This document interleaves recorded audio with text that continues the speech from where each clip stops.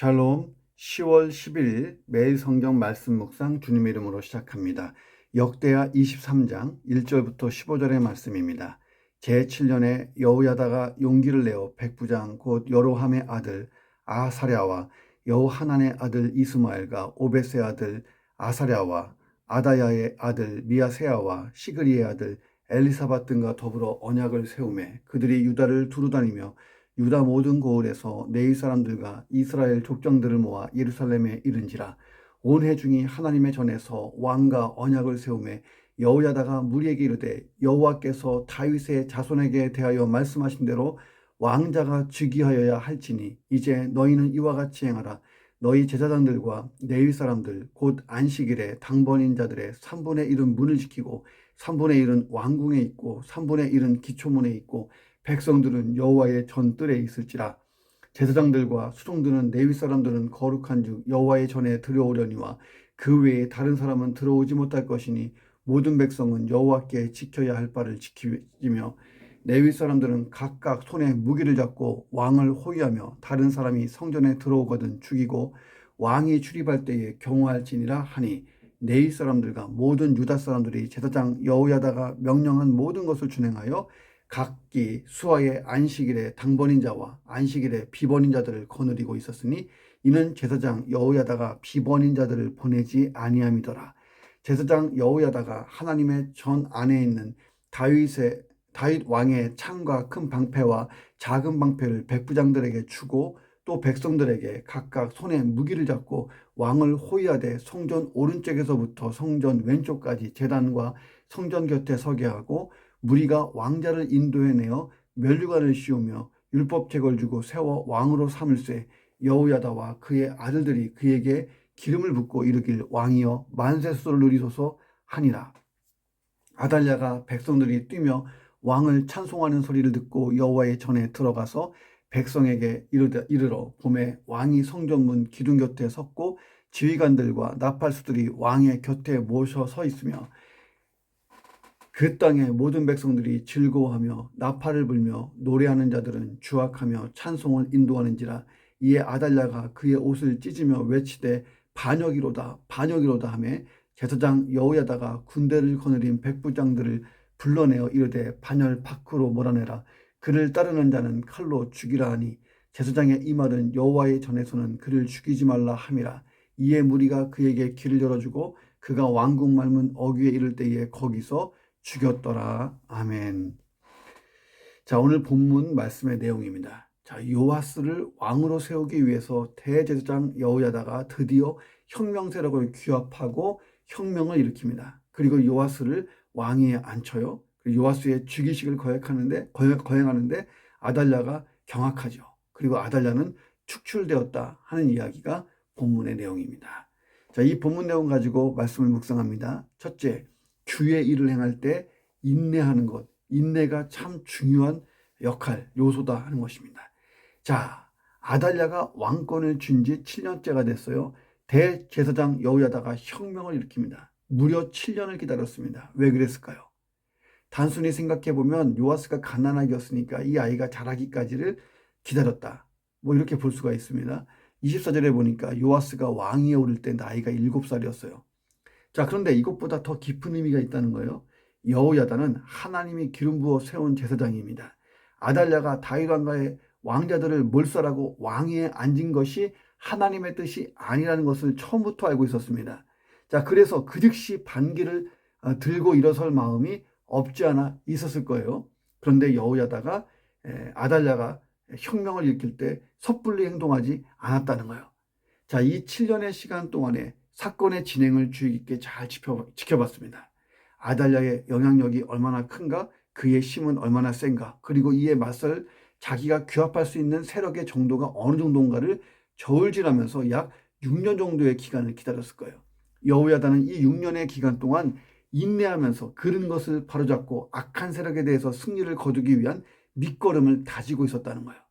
자, 여호야다는 아달랴의 악정 속에서 여호와의 제사와 성전이 방치당하고 무너지는 그 수모를 겪어야 했을 거예요.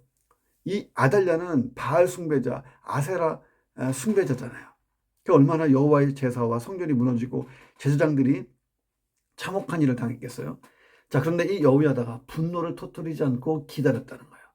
자, 그러자 7년이 지나지 않아서 어떤 일이 벌어졌습니까? 이런 일들이 벌어졌어요.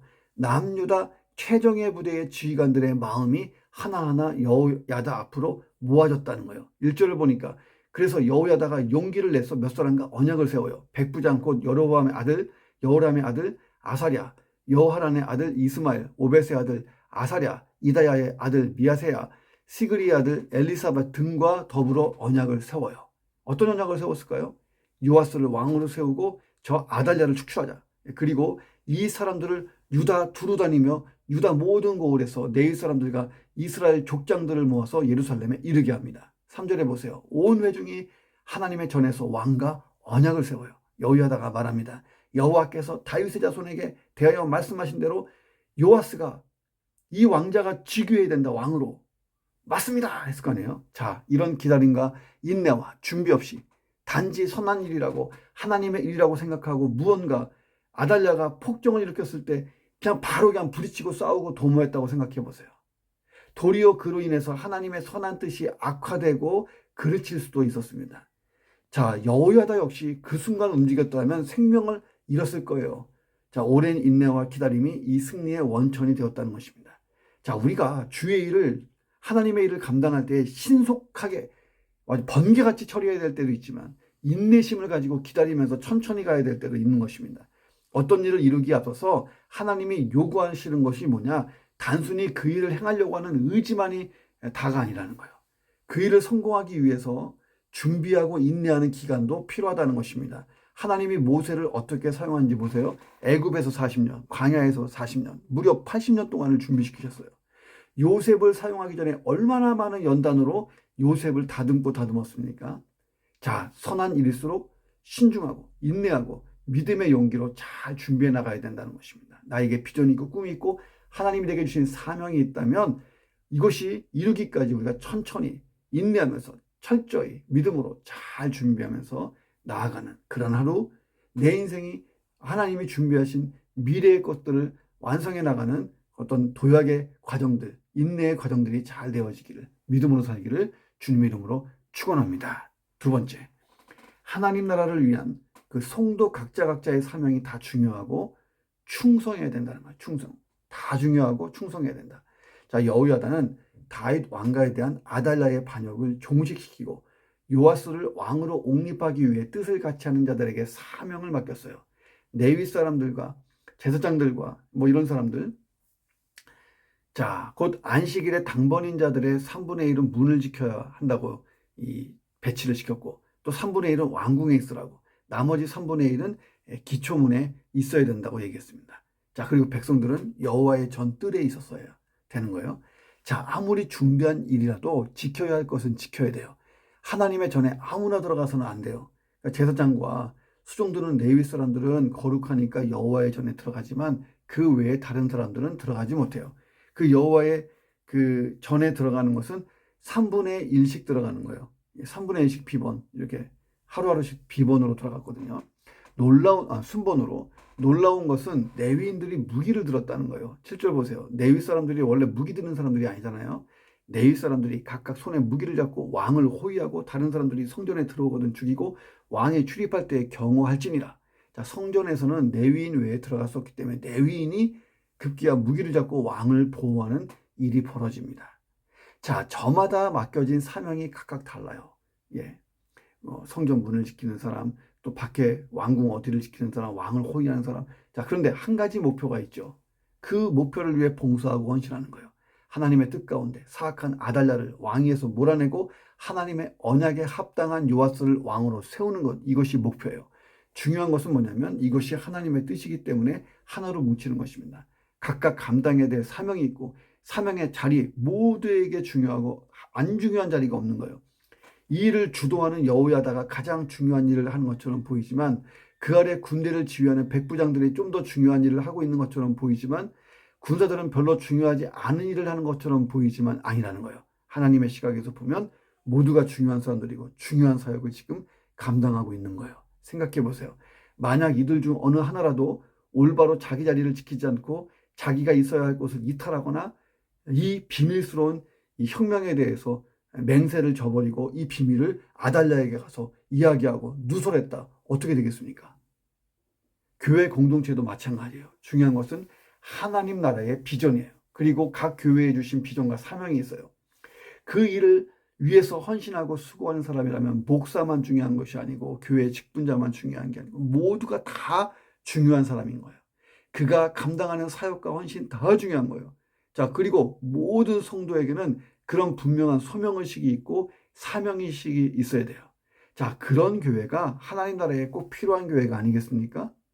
자, 나는 무엇을 하고 무엇을 감당하고 있는가? 참 중요한 일을 감당하고 있다는 거예요. 어떤 일이든 간에 하나님 나라 위해서 내가 쓰임받고 있다면, 자, 맡은 자에게 구할 것은 충성이라고 했잖아요. 충성스럽게 이 중요한 일, 나의 일, 하나님이 주신 이 일을 잘 감당하면서 건강한 교회를 세우고 공동체를 세워가는 귀한 지체들이 되기를 주님의 이름으로 축원합니다. 세 번째, 거룩한 일을 감당하는 자는 거룩한 정체성, 이걸 항상 지니고 있어야 된다는 거예요. 9절 보세요. 제사장 여호야다가 하나님 전안에 있는 다윗 왕의 창과 큰 방패와 작은 방패들을 지금 백부장들에게 막 나눠주고 있어요. 다윗 왕의 창과 방패가 뭘까요? 이것은 과거에 다윗이 전쟁에서 전리품으로 얻었던 창과 방패들이에요. 엄청나게 많아요. 다윗은 전쟁에서 승리를 거둘 때마다 그것을 나의 것으로 삼지 않고 하나님께 드렸어요. 자, 하나님께 드린 다윗의 창과 방패들이 지금 어떻게 사용되고 있어요? 가장 요긴한 때에 그의 자손들을 위해서 혁명의 무기로 사용되고 있어요. 반면에 솔로몬도 그 많은 전리품을 얻었지만 자기 영화의 상징인 금방패와 은방패를 만들어서 궁전에 두었어요. 어떻게 되었을까요? 사용처가 어떻게 됐어요? 그의 아들 르호보암 때에 이스라엘을 침공한 애굽왕 시삭이 다 가지고 가버렸어요. 다윗은 전쟁은 하나님께 속한 거라고 믿었어요. 그래서 전쟁에서 승리하여 얻은 것들은 다 하나님의 전에 갖다 놓은 거예요. 왜? 하나님이 이기게 하셨으니까. 그리고 이 전쟁은 성전, 거룩한 전쟁이고 하나님이 함께 하신 전쟁이라고 믿고 살았습니다. 그런 거룩한 정체성을 가지고 살았기에 다윗은 어떤 전쟁에서도 승리할 수가 있었다는 거예요. 지금 다윗의 창과 방패를 받은 사람들은 거룩한 일에 참여하는 거예요. 하나님의 일. 자, 다윗 왕조를 되살리는 일. 그렇다면 이들에게 필요한 것은 뭐냐면 거룩한 정체성이에요. 여호야다가 이 다윗의 무기를 백부장들에게 준 것은 그들 중에 3분의 1은 입번을 위해서 무기를 공급받은 사람들이지만 3분의 2는 비번이에요. 쉬는 날. 근데 그들이 지금 나와 있잖아요. 무기를 못 받았어요. 그때 다윗의 무기들을 공급해 준 거예요. 자, 성경이 백부장에게 제공된 무기를 자꾸 다윗과 연결시켜서 다윗의 무기, 다윗의 방패, 창 얘기하는 이유가 뭐예요? 여호야다가요, 이 다윗의 무기들을 나누어 주면서 어떤 말을 했을까요? 이 무기가 어떤 무기예요? 하나님께 드려진 무기잖아요. 바알 숭배자이자 왕권을 찬탈한 아합 가문의 출신 아다랴를 끌어내리자, 다윗 가문을 재건하자. 이것이 하나님의 뜻이고 우리에게 주신 사명이다. 이 일을 성취하자 했을 거 아니에요. 다윗 언약은 하나님이 정말 주신 약속이고 그 다윗의 후손으로 예수님이 와야 하나님의 구원 계획이 이루어져 가는 거잖아요. 자, 백부장과 군사들이 어떤 마음을 가졌을까요? 야, 이 일은 300여 년 전에 언약의 왕조를 일으킨 다윗 왕조의 흥망성쇠, 하나님이 붙들고 쓰신 다윗 왕조의 흥망성쇠를 가늠하는 중요한 임무고 하나님의 구속 역사, 큰 역사에 내가 참여하고 있는 것이다. 한층 더 마음에 깊이 새겼을 거예요. 다윗의 무기를 받고. 다윗을 위한 것, 다윗 왕조를 위한 것을 넘어서 이 일이 하나님을 위한 일이 된 거예요. 그들은 하나님의 구속 역사에 지금 참여하고 있는 거예요. 먼 훗날 예수님이 다윗의 후손으로 오실 때에 영원한 왕권을 취하지 않습니까? 그러므로 그들은 지금 엄청난 일을 감당하고 있는 거예요. 자, 그래서 거룩한 정체성을 잘 간직하고 사역해야 되는 거다 하는 것입니다. 자, 우리도 마찬가지예요. 우리는 하나님의 구속 역사 기간에 예수 그리스도를 통해 구원받았고 이제 구속 역사의 동역자들이 됐어요. 영혼 구원, 하나님 나라 확장, 교회를 세워가고 교회를 개척해 나가는 것 우리의 사명이잖아요. 얼마나 감격스러운 일이에요. 우리가 누구냐? 하나님의 동역자라는 거예요. 하나님 나라의 일을 감당하게 되었다. 얼마나 축복이에요. 그러므로 내가 살 때의 거룩한 정체성, 나는 하나님의 나라의 시민이요, 하나님의 자녀, 예수 그리스도 제자요. 자, 하나님이 내게 주신 사명자요. 거룩한 정체성. 우리의 신앙의 삶이 거룩한 삶이 되고 거룩한 일, 하나님 나라를 세워가는 일이 되고, 자, 항상 거룩한 정체성을 가지고 사는 것이 중요합니다. 오늘도 그 정체성을 가지고 의미 있는 하루를 잘 살 수 있기를 주님의 이름으로 축원합니다. 네 번째, 삶의 참된 의미는 말씀을 따라가면서 살아야, 말씀을 따라 살아갈 때 얻을 수 있다는 거예요. 말씀이 내 삶의 의미를 해석해주고 규정한다는 거예요. 모든 준비가 끝났어요. 10절에 보니까 마지막으로 백성들이 각각 손에 무기를 잡고 왕을 호위하기 위해서 성전 오른쪽부터 왼쪽까지 제단과 성전 곁에 쫙 서 있어 드디어 세워질 왕 요아스가 짜잔 등장합니다. 무리들이 요아스에게 면류관을 딱 씌워주고 그리고 율법책을 딱 주어줬어요. 역대 하에는 무리들이 이렇게 율법책을 주고 면류관을 씌워준 걸로 나오는데 열왕기하를 보면 대제사장 여호야다가 면류관을 씌워주고 손에 율법책을 쥐어주는 것으로 나와요. 자, 열왕기하 11장 12절을 보면 여호야다가 요아스를 인도하여 내어 왕관을 씌우며 율법책을 주고 기름을 부어 왕으로 삼음에 무리가 박수치고 왕 만세 부릅니다. 자, 본문 11절 보세요. 여호야다와 그의 아들들이 요아스에게 기름 붓고 이르기를 왕이여 만세 수술 누리소서 이렇게 하잖아요. 자, 여호야다가 요아스에게 지금 율법책을 주는 모습을 보세요. 참 독특하잖아요. 이 면류관, 그러니까 왕관을 씌워주고 기름 붓고 이런 거는요 이스라엘만 하는 게 아니에요. 당시 근동 지방 모든 나라가 이방 나라들이 왕의 즉위식을 할 때 흔히 이렇게 했어요. 왕관 씌워주고 기름 붓고 일반적인 의식이죠. 흔히 볼 수 있는. 아마도 아달랴가 왕권을 탈취하고 낄낄거리면 내가 왕이다 했을 때 똑같게 했을 거예요. 자, 그런데 이스라엘에서 왕이 즉위식이 다른 나라와 다른 것은 뭐냐면 율법책을 증정하는 거예요. 뭐 미국의 대통령이 대통령 선서할 때 성경책에 손을 얹잖아요. 왜냐하면 기독교 배경에서 태어난 나라이기 때문에. 자, 율법책을 증정해요. 이 의식이 가장 중요합니다. 이 의식이 없으면 요아스는 다른 나라의 왕들과 별반 다를 게 없는 거예요. 자, 율법책이 중요합니다. 지금 여호야다가 그와 함께한 백부장들과 목숨 걸고 싸우는 이유가 뭐예요?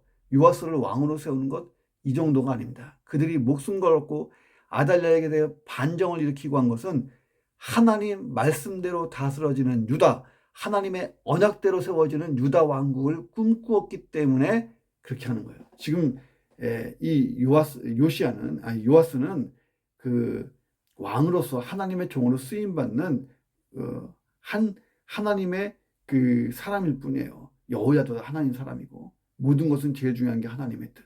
그리고 하나님이 다스리는 나라가 되는 거예요. 하나님 말씀대로 성취되어지는 나라의 모든 일들. 자, 우리가 세상을 살아가는 이유와 목적이 어디 있어요? 세상에서 좋게 여기는 것, 사람들이 누리고 싶어 하는 것, 사람들이 가지고 싶어 하는 것, 사람들이 하고 싶어 하는 일들을 같이 누리고 소유하고 행하고 그러고 싶어서 내가 세상에 살고 있고 그게 목적이라면 우리와 세상 사람들과 다를 게 하나도 없죠. 그렇죠? 똑같잖아요. 그 끝은 뭐예요? 솔로몬의 말대로 헛되고 모든 것이 헛되다 하는 인생이 아닙니까? 자, 오늘날 내 인생이 하나님 앞에서 의미가 있고 가치가 있으려면 내가 말씀을 따라 살고 있으면 되는 거예요. 말씀을 따라 살고 있다 보면 그 말씀이 내 인생의 의미를 해석해주고 내 인생에 필요한 어떤 목적의식을 주고 목표의식을 주고 하나님은 이 말씀을 통해서 우리에게 사명도 주시고 말씀하신다는 거예요.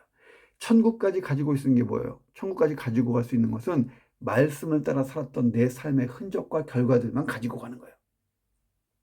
그래서 다윗은 말씀을 따라 살았고 이런 고백을 했던 것입니다. 시편 119편 105절 보세요. 주의 말씀이 내 발의 등이요 내 길의 빛이다.